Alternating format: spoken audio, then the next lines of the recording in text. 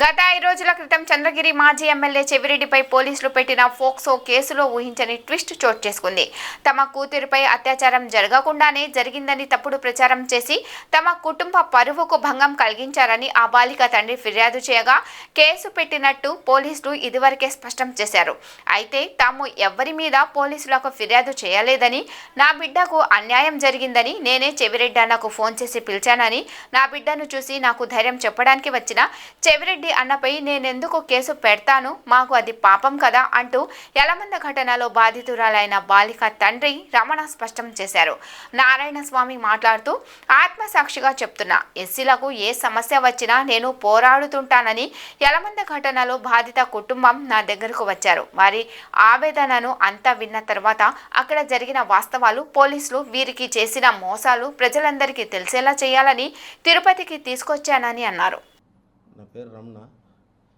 నేను ఎల్లమంద అమ్మగూడ కొత్త మాది ఇద్దరు పాపకు మాదిరి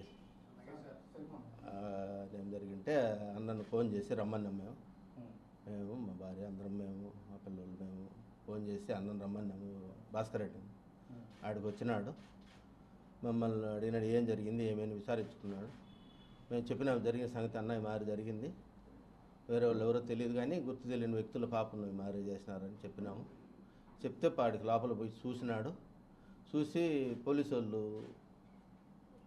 ఆ పాపను అడుగుతూ ఉంటే, మీరు లేడీ పోలీసులు ఉంటారు కదా, అది చూస్తారు, మీరు వద్దులే అని చెప్పని వాళ్ళ పోలీసు వాళ్ళకి చెప్పి బయట రమ్మని సార్ అన్న కూడా, భాస్కర్ రెడ్డి అన్న కూడా బయటకు వచ్చేసినాడు.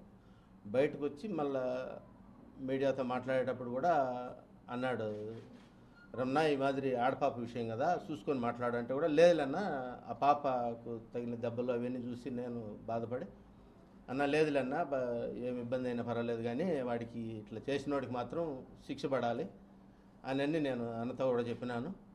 అన్న మీద కేసు కానీ నేను అటువంటి ఏమి పెట్టలేదు, కేసు పెట్టాల్సిన అవసరం లేదు. మా కోసం చూసేదానికి వచ్చి మేము ఫోన్ చేసి రమ్మని మళ్ళీ ఆయన మీద కేసు ఎందుకు పెడతాము? పాపం కదా అది మాకు, మేమెందుకు పెడతాము కేసు? ఊర్లో వాళ్ళందరూ మాకు వాడికి చూసేదానికి వచ్చినారు. ఏదో బిడ్డకి ఏదో జరిగిందంటే ఊర్లో వాళ్ళందరూ చూసేదానికి వచ్చినారు. వాళ్ళ మీద అందరి మీద కేసులు పెట్టినారు అని ఇప్పుడు తెలిసింది. అందుకే నేను వచ్చి అక్కడ చెప్పడం జరుగుతుంది.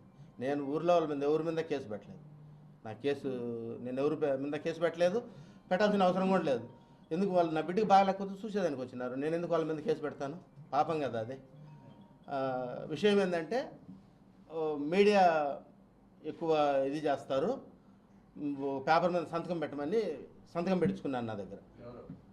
పోలీసు వాళ్ళు వచ్చి మాదిరి మాటకి మాదిరి మీడియాలో వేస్తారు, బిడ్డను అట్లా ఇట్లా చేస్తారు, సంతకం పెట్టమన్నారు. సంతకం పెట్టిన అంతే. అంతకు తప్పితే నేను ఎవరి మీద కేసు పెట్టమని చెప్పలేదు, నాకెవరు ఇబ్బంది పెట్టలేదు. నన్ను అసలు ఎవరితోనో నాకు వచ్చిన ఇబ్బంది లేదు. నేను ఎందుకు కేసు పెడతాను? నా బిడ్డకి బాగాలేకపోతే ఇబ్బంది జరిగితే చూసేదానికి వచ్చినారు, నేను ఎందుకు కేసు పెడతాను? అది జరిగింది. మళ్ళీ ఈ సార్కు ఈ విషయం చెప్పిన, సరేలే మాట్లాడదాం రా అని చెప్పని సార్ దగ్గర పిలుచుకొని వచ్చినాడు. అంటే పోలీసులు మీకు అసలు కాగితంలో ఏం రాశారు నాకు తెలియదు, నాకు చదువు రాదు. వాళ్ళు అదే చెప్పింది, మీడియా మాటకు మీడియాకి వేస్తా అన్నారు, అది వేయరు, నువ్వు సంతకం పెట్టు అని చెప్పినారు. సో చెవిరెడ్డి భాస్కర్ రెడ్డి గారి మీద కానీ నాగార్జున రెడ్డి నాకు తెలియదు. సో ఇది మీకు తెలియకుండా పెట్టిన తప్పుడు కేసా?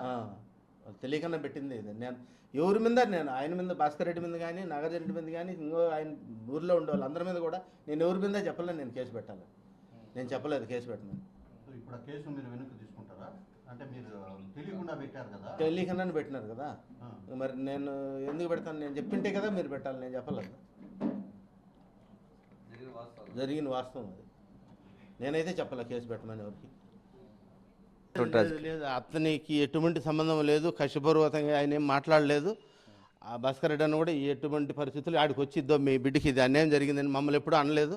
నన్ను ఎవరితో నేను అనలేదు, నాతో అనలేదు. ఈ మాదిరి బిడ్డకి అన్యాయం జరిగింది, బిడ్డ పైన అత్యాచారం జరిగిందని ఆయన నాతో అనలేదు. నేను ఆయన అన్నిటిగా నేను అనలేదు. అతనికి ఏం సంబంధం లేదు. నేనై ఫోన్ చేస్తే వచ్చి చూసి మమ్మల్ని పరామర్శించి పోయినాడు. అది జరిగింది. శివరెడ్డి భాస్కర్ రెడ్డి మేమై ఫోన్ చేస్తే రమ్మని అంటే వచ్చినాడు.